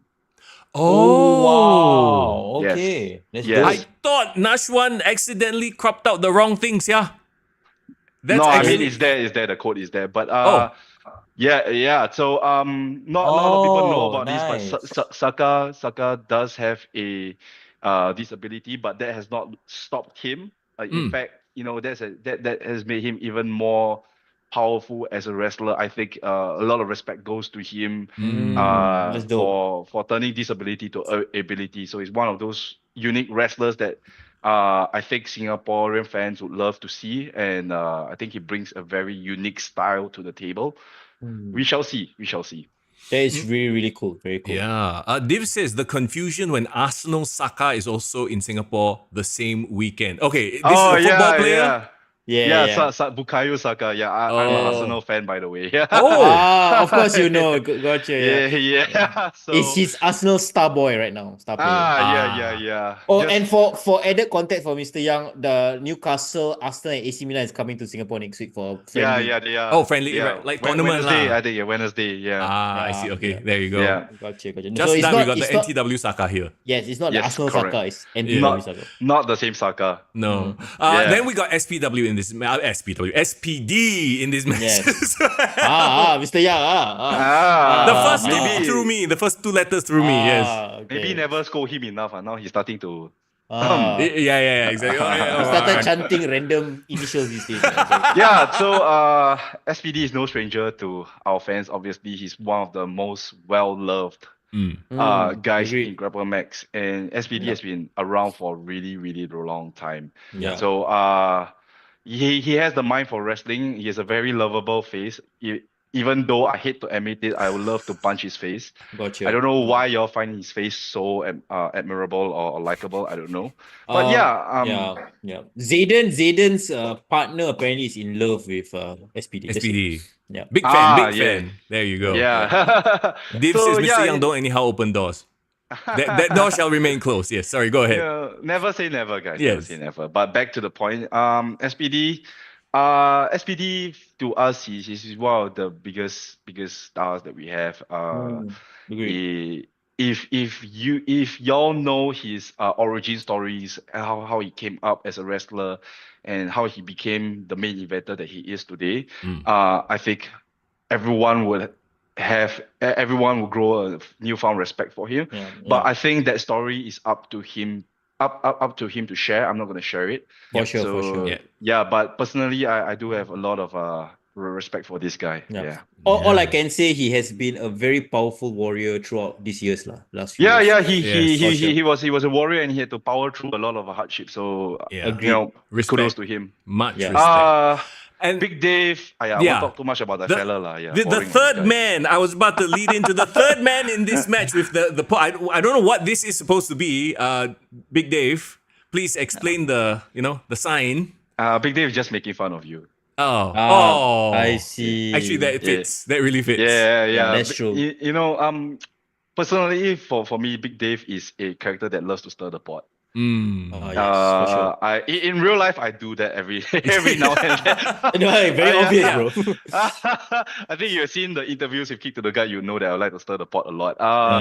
So Big Dave is a very I would say he's a very chaotic, evil kind of character. He just loves chaos. He just loves to see shit hit the fan. So I think for me as a professional, yes, I have reinvented myself so many times. Like I started out as this new young boy called Dave Vindictus, and Dave Vindictus became Smart Dave. Deep cut. He grew out of the shell, became Smart Dave. He thought he was the smartest, most intelligent being in the world. Turns out he wasn't. So he tried to play on his sides, right? He became Big Dave.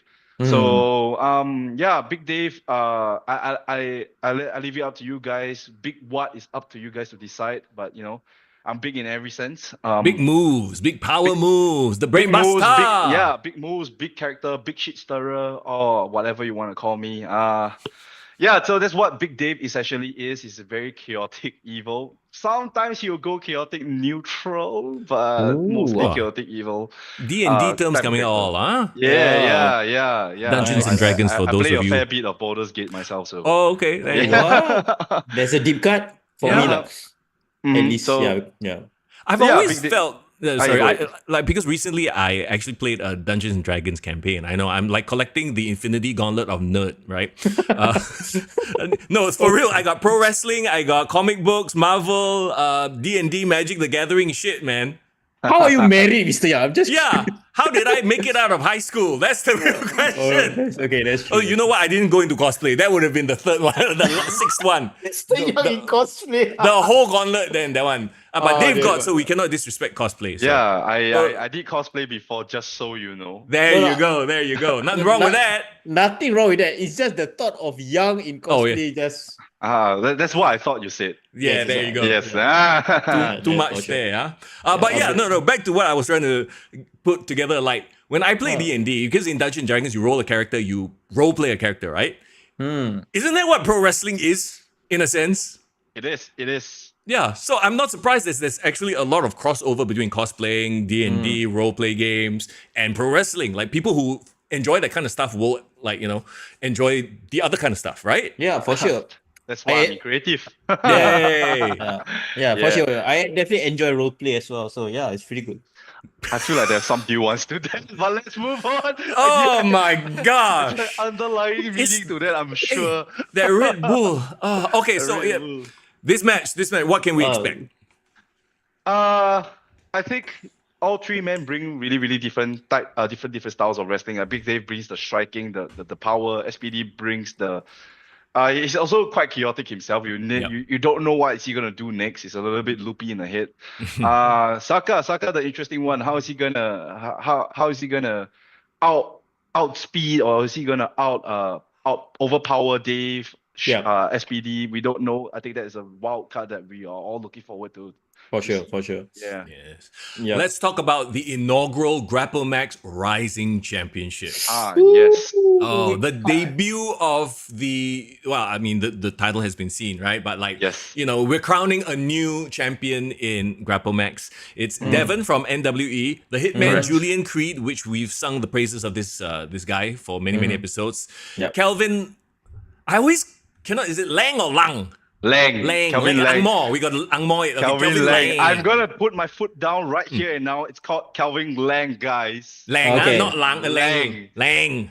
Yeah. You're the only one that says Lang. I was down with Lang all the way. Call him Lang. Yeah, Chinese one, Lang.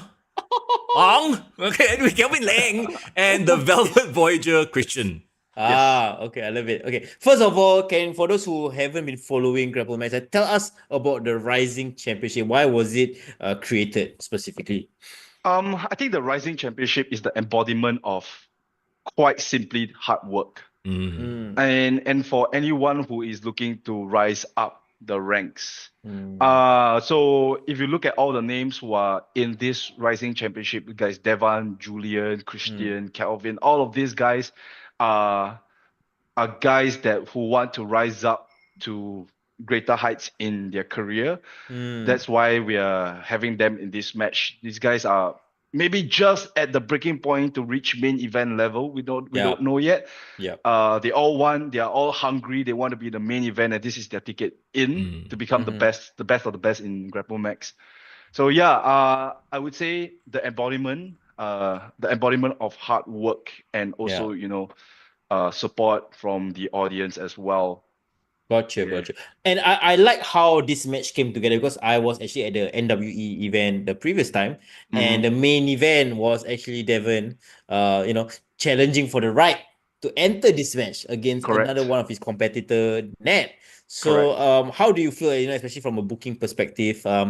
Do you how do you come up with the idea of having that be a qualifier and it ties into the NWE storylines? And then into this Rising Championship storyline. I think it's pretty cool. Here's the thing. I think some people there's a good number of people who don't know what's the difference between NWE and Grapplemax. So let me just preface it by saying that NWE is a subset of the main roster, which means they are our academy. So the idea was that our academy has produced already quite a number of promising young talent, people like Nathaniel, Justin, Nish, Maximilian, Devan, the twins, Amani and Alani, right? So I think it was aptly named Proving Ground. It was testament to the OGs, right? Nathaniel and Devan, the first batch of people who were in NWE. The idea going in was to show that these two guys are just like any other. It's just like any one of you. They come from different backgrounds. They have different personalities, but these are personalities that you can hook onto. Devan is a dancer. Oh, yes. He's a fun-loving guy. Nathaniel, he's a very strict and disciplined guy. Nothing wrong with that. That is his motto. So the more we humanize them, I think the more supportive the audience got, which made Devan and Nathaniel huge prospects to the NWE brand. So I think the opportunity for them to work towards this match itself is so important to the NWE brands because it's to show that the distance, how far they have come since its early days, from just a concept to a training ground to something that they can prove themselves with. So yeah, very huge moment for Devan. Yeah, for sure. Talk to us about Julian and his growth. Julian, man, if he, I think Showtime turned him into a rotten apple. Hey, I guess it's the people you hang out with, That is true, Julian. Foreign don't want to say too much because he did their music. So you can see his face. He's like, they're kind of my guys, my boys too, This guy. They got excellent taste in music. That's all I would say. Oh, okay, there you go. Foreign heel. Okay, yes. So to talk about Julian, I think everyone who listens to this podcast already knows that he's such a great wrestler. Yes, talented. he is. Great. I don't get a lot of opportunities to work with him in the ring. I've only did a match with him like maybe 2 or 3 times. One of those times was just very recently, last week in the Philippines. I tagged with him. Such a talented worker, so easy to work with, brilliant mind. And the thing he does, the wrestling he does is so smooth. It almost looks effortless. And it's not. It doesn't come easy for someone who's only been wrestling for 3 years. Just keep in mind, guys, he's only been wrestling for 3 years and he's already so good in the ring. So I mean, people don't give him enough props, and I'll always sing praises for this guy. I do hope that he becomes champion one day, but Julian Creed is one of those guys that will be the future of Singaporean wrestling for sure. I keep forgetting how new he is to the business because it seems like he's been around for the longest time. That's how good it is. The way he moves, that's how good he is. Really love it. And then Calvin making his big return, coming back a different man in a lot of ways, right? Well, he's been back for some time now. He went to Scotland. He went to Scotland to explore himself. So okay. What's wrong with you? Nothing wrong with exploring yourself. I'm into that. To find himself. Okay. Calvin is another one of our hot upstarts. Calvin brings along a lot of intensity, a lot of explosiveness. That's basically his style. Kelvin, one thing I can say about Kelvin is he's very passionate. He's very passionate about wrestling. He takes it very seriously, and he's That's great. always looking to improve himself, which is something Mm. that not a lot of people have Yes. Mm. innately. Yeah. So yeah, another interesting guy to be in this match. Mm. Yeah. And also he always brings it in terms of the physique and the look of it. So and if nothing else, like people look at him like, yeah, this guy pro wrestler athlete. So gotta Yeah, respect that. So it's not definitely not easy to maintain that kind of physique. If you look at his body, it almost looks like it was chiseled by the gods themselves. mm, So it takes a lot of effort to maintain that kind of body. Yeah, so very props respect to that. him. Yeah. Yeah. And of Yeah. course, rounding out Christian. this, yes, it's Christian. I mean, can we say about this guy we haven't said already? We love what he's done together with Sarah, Ships Ahoy. Yeah. Yeah. I got one word, creative. Mm. He's such a Mm. creative person. Like behind the scenes, when we talk about Ships Ahoy or just other things in general, he's always got ideas. He's always got ideas that he wants to explore, ideas that he wants to experiment together with Sarah. And Mm. big props to them. They are always very ambitious and they're willing to try. And that's the most important thing, not just in wrestling, in life. They are willing to try. Yes. Yeah. And that's what puts them ahead of a lot of us. Mm-hmm. So for Christian, it's the first one in a long time without Sarah. Yeah. Unfortunately. Yeah. Yeah, and the previous show he was still technically in a tag team match. It wasn't too foreign to him, but right now this is gonna be his first singles action in a fatal 4-way match. So we'll see, Yeah. right, whether he still has it or does he need Sarah to carry him out of the ring. We don't know. And you never know, Sarah might be, in his corner, Oh, I'm sure she will be. lurking somewhere, Yeah, Okay, she's come. gonna be lurking in the shadows. Yeah. Smiling like that. Yeah. Let's talk about the Grapplemax Tag Team Championships. Aussie Oi, oi, oi. versus Joker and Karas from NTW. Tell us about those guys. All right, those guys. What I can say is that they have been around for quite some time. They are from this faction called Moon Circus. Wow. Okay. They have won gold before and they have traveled before. So definitely these guys are not to be taken lightly. Even though Karas is his first time coming to Singapore, Joker is a familiar face. He has done wrestling in Singapore before. Love it. So Joker came last time. He came without his faction mate. So maybe this time with his faction mate, they might be able to pull off the unthinkable, which is to strip off the titles from Aussie. Yeah. So we will see. On Aussie, everyone knows how lovable they are. Yes. I hate that catchphrase. It's very annoying. It's very loud. Yeah, I think this Taiwanese guys will be a huge challenge for the Aussies. Yeah. Yeah, and we saw that promo that the NTW wrestlers cut on Aussie. So Aussie, now that they are like the first ever 2-time champion, do you feel like they can start a new era of dominance, or there is this potential roadblock in the way of these NTW wrestlers?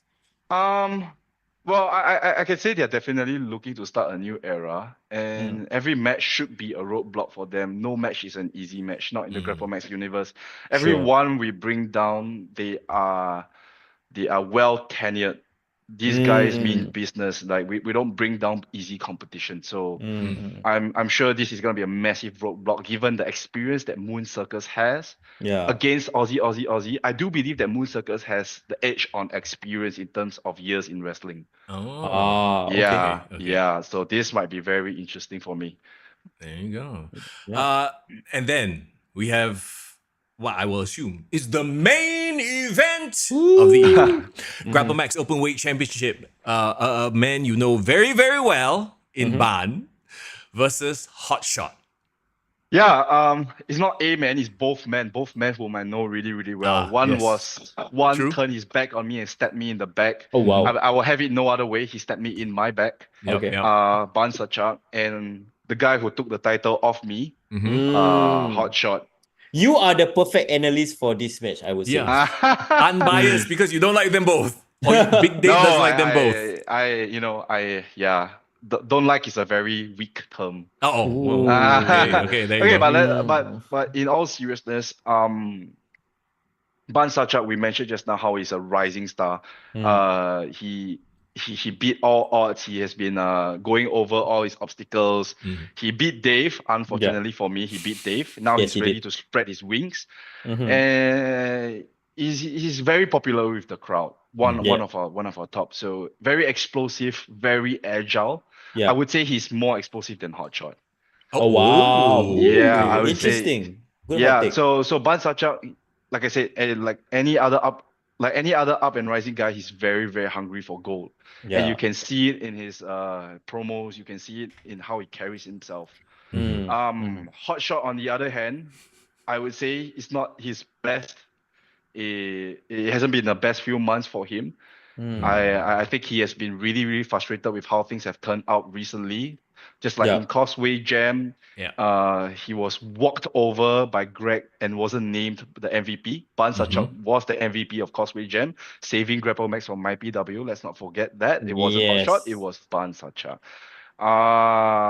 In the match after that against real Australians, not to be confused with our Aussies. I have to say that. I'm sorry, YC and Sean. Against the real Aussies, Hotshot was knocked out, and Ban Sachak took advantage of the work he did. He saw the opportunity and he won the match for Hotshot, which is obviously not what Hotshot wanted. You know, Hotshot wanted to be the hero, he wanted to be the main guy, but it was taken away again, and I emphasize again, by Ban Sachak.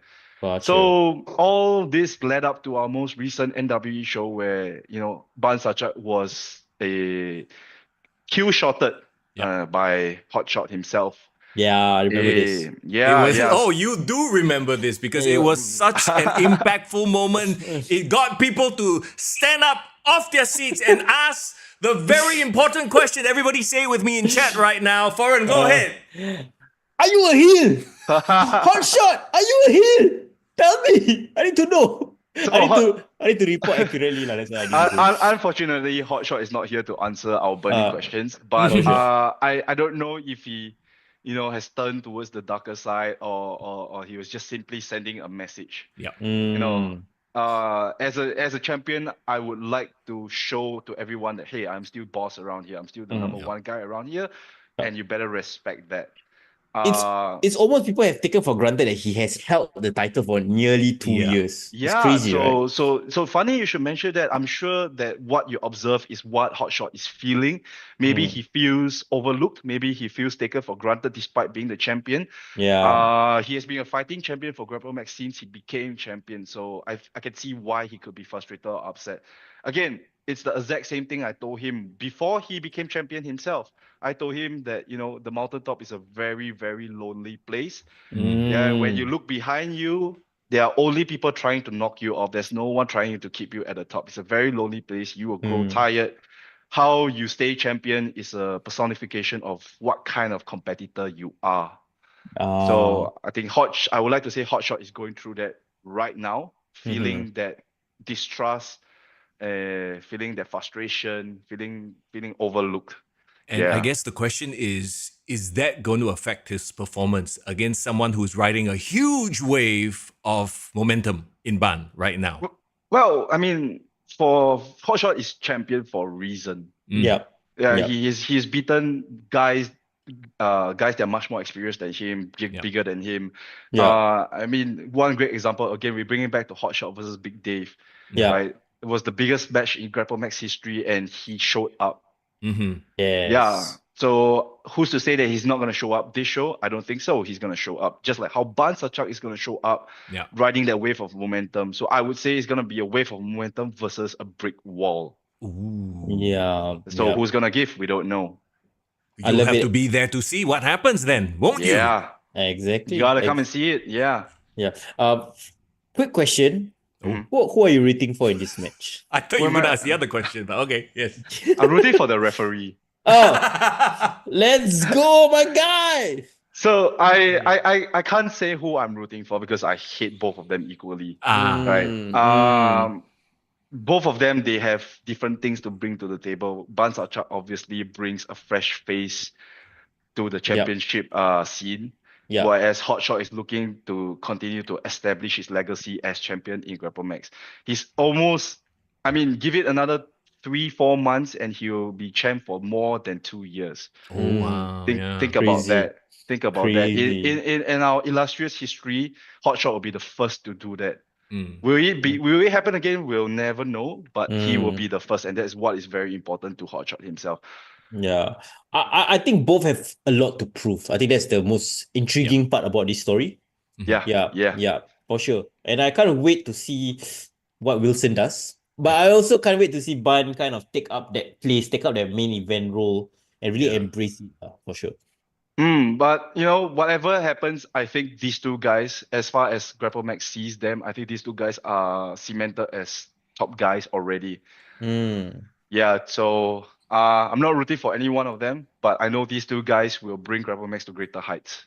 Love it. Oh, Yeah. I'm so excited, man. So excited for next week. Let's go. So again, if you haven't gotten your tickets yet for whatever reason, there are still some available with the VIP upgrade as well. It's only $30. By the way, you get a great seat, great sight line of the action.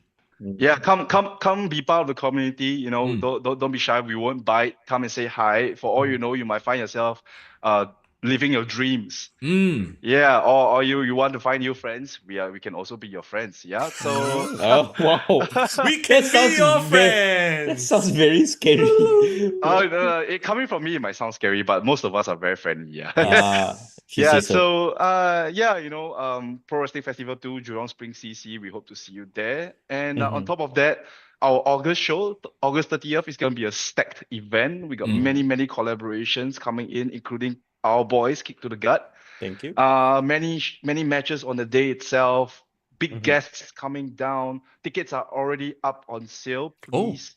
Yeah. Already. Wow. Yeah. Go to the Grapplemax bio, Grapplemax Instagram bio. Click on it, and you'll see the event link. Okay. Yeah. So right there you go. There you see it. Yeah, it's on the screen right now. It's tiny for me, but maybe you guys can see it. Yeah. Sure. So right there. So hope to see you guys next weekend, and hopefully on 30th of August as well. Timber Plus, Slam and Savour. I love it. I can't wait. Savor the experience and slam everybody else. All right. With that, any final thoughts for everybody who, you know, maybe have not been to a Grapplemax event before? So first of all, just want to thank everyone for tuning in. Please do follow us on our socials at Grapplemax, and then for myself is at bigdave.dt. Please don't forget to follow our boys at Kick to the Gut. Thank you, bro. Yeah, thank you, bro. Sign up for their Patreon. Remember that? Yeah, we still got. We didn't even coach him to say that, by the way. Appreciate it, brother. I used to be a live streamer, by the way. So, anyways, wait, when was this? Yeah, you gotta do your homework. Okay, so now you know. Yeah, the more you know. What to expect at a Grapplemax show? Family friendly.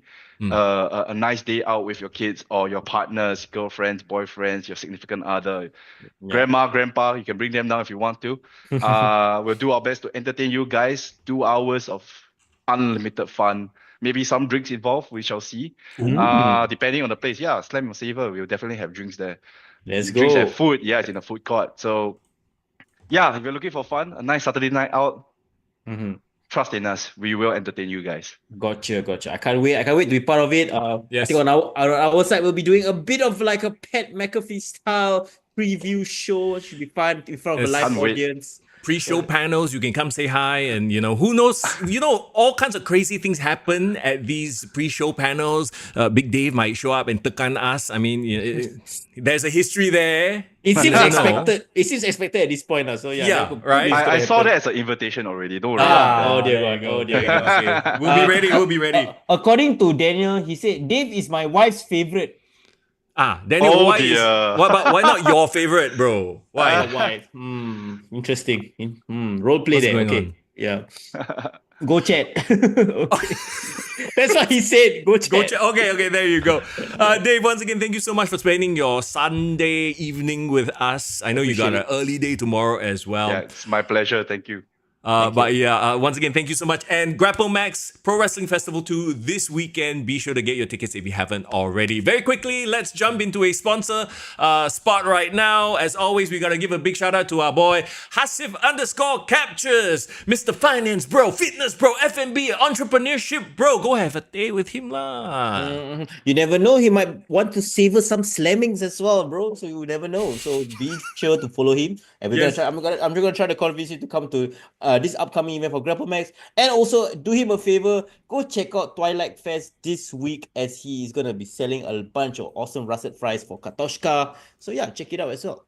There you go. I just wanted to show you the fries. And if you want to look at his, shots of him in bicycle tights, then yeah, you can check out his Instagram. Trying to promote that, but you never know, okay? One more follower up, that means you're looking at his bicycle shots. Hasif_Captures, go follow him. He's the man. Okay, gotcha. I don't know how to segue from that, Mr. Yang. Really, there is no segueing. We have fun. That's what we do, both here and at wrestling events, at Grapplemax events, right? Yeah, for sure. And of course, like what Big Dave say, follow us on Patreon. If you love what we do, you want to support us as well, follow Grapplemax and go check out their upcoming slew of shows. There you go. Okay, we usually wrap up the show. I'll go, it's Mr. Young, and then Foreign will do his thing. But today I want to have Dave have the final word. So Dave, Big Dave, make it a good one, because here we go. It's Mr. Young. It's Foreign in the building. And it's Big Dave, the Brain Buster.